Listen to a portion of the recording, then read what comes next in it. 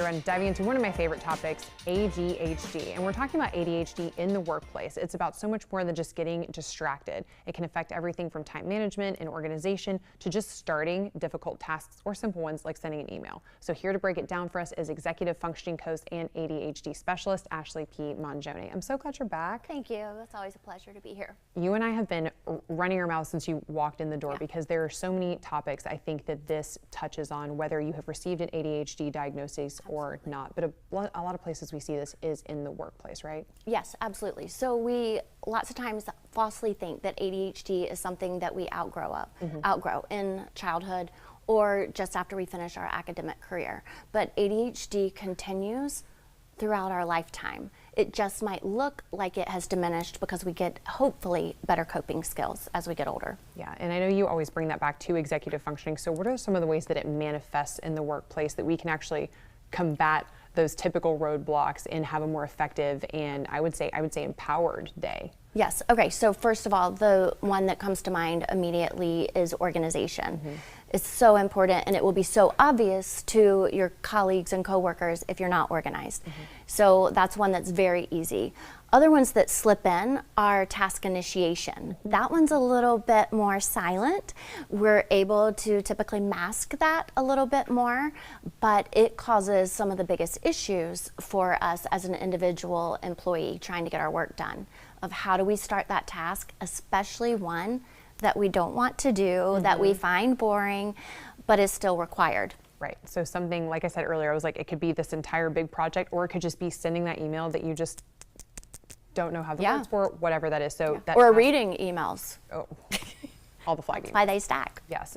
So attacking those. A big thing that you talk about is naming the shame. So what does that actually mean when it comes to bringing that to your workspace? Yeah, so lots of times we look at people and we're like, oh, they have it so together. And whether we verbalize it or not, we know that we don't. And so we actually kind of put on a coat of shame surrounding that. And yet it's all still rooted in a lack of skills. It's a skill gap. So for example, if I don't know how to crochet and I'm telling you, oh, Jen, I don't know how to crochet, you'd be like, oh, okay, I can teach you or watch a YouTube video. I wouldn't immediately feel this sense of shame that I don't have a skill. But for some reason, when we're lacking executive functioning skills, we do feel that sense of shame. And we have to remind ourselves, again, this is a skill gap, not a character flaw. And those are two very different things. Yeah, I love that you put it that way. And you always are so kind and empowering to remind people you are very intelligent, you are very capable, you might be getting in your own way. Absolutely. And you can't even realize it. Right. So I want to go back to that task initiation. Sure. How do we combat that? Because there's definitely things that I'm like, this is sat on my to-do list for forever. I have to get this done. And it's hard to just go. Yes. So one thing, we can always start our morning off blocking our time, which gets into time management as well, with just a 10-minute that is hardcore. This is how I start my day, so that I can at least identify, first of all, what are the tasks that I have to do today?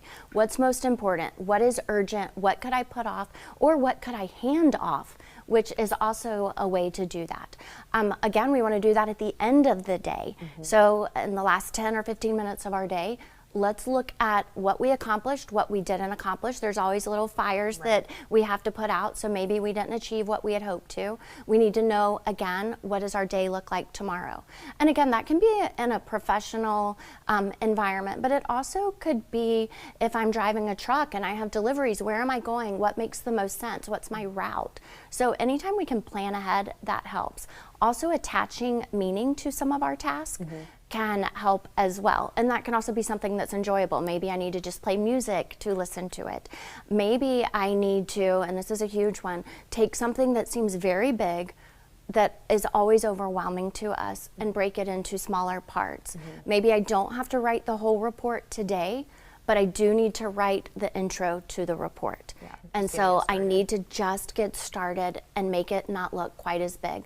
Building in breaks can help with that as well. That's huge. So my last question for you is another thing that you bring up is called time blindness. And I feel like I have this in and out of the workplace when it's just we don't have a realistic expectation of how long it's going to take us to complete a task, and then we're frustrated when we don't complete it. How can we combat that in the workplace? Yeah, absolutely. So with ADHD especially, that is a pretty known common denominator, that there's something called time blindness. But again, this impacts all of us, whether we have a diagnosis or not. So anything we can do to make something visual, we want to do. So our phone with the time really big, analog clock really big, the kind that you can twist, that kind of like a kitchen timer, but now they have them like in color and stuff. That can be appealing to help us with time management. Even a sand timer can like be OG like that the something. dentist gave you. It's like you got to brush your teeth for this. They actually come in all different increments of time, and that can really help. The biggest deal is not time management. The biggest deal is time estimation.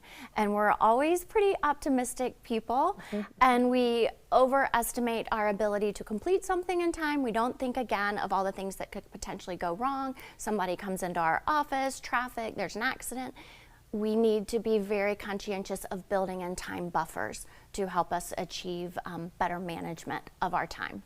Well, I feel like I'm very proud of how we managed the time in this interview. Thank you so much. I want to make sure I put your information up on the screen. Ashley's such an incredible resource here locally, again, empowering you to work within whatever you are dealing with and making sure we can amp up those executive functioning skills. So, Ashley, thanks for always being here. Thanks for always having me. Now, everyone.